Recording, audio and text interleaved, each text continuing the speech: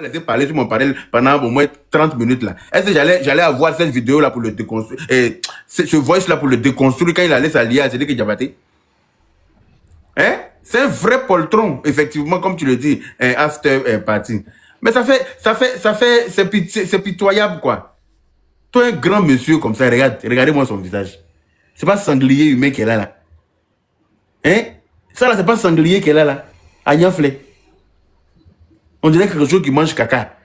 Bien vilain et puis il fait pas de bonnes choses. Yom bodomnado. Non, toi tu as monté pour venir transformer l'histoire de celui que nous, on est devenus xénophobes. On n'est pas xénophobes. Tu l'as bien dit que celui qui Diabaté a déjà chanté en Côte d'Ivoire.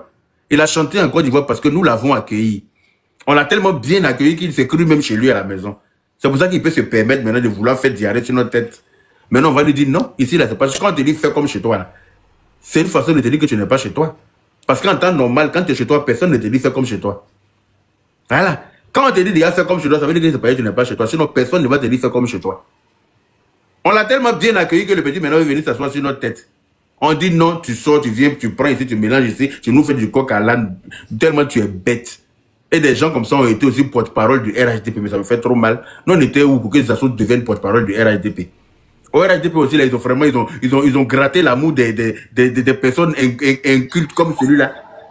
C'était RDA à l'époque même. C'était RDA. Il n'a jamais été porte-parole du RHDP. C'était le RDA. Non, RDA là même là. Pourquoi Zasso va être porte-parole d'un monsieur aussi comme le président Alassane Ouattara? Pourquoi Zasso?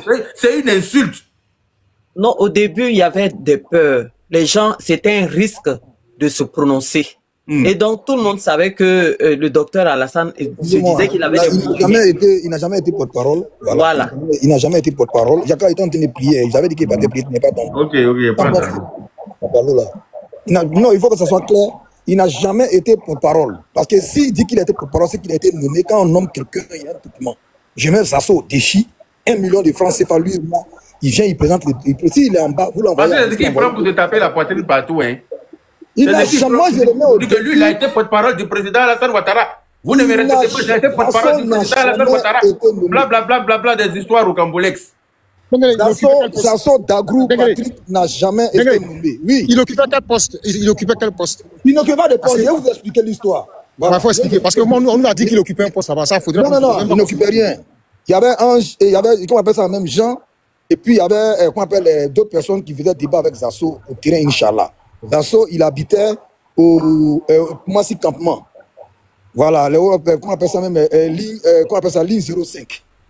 C'est dans ma commune, je connais. Voilà. On t'apporte, s'il vous plaît, on t'apporte. Voilà, Zasso faisait débat avec les gens. Matin, midi, soir, les gars étaient dans les débats. Et un jour, il est tombé malade.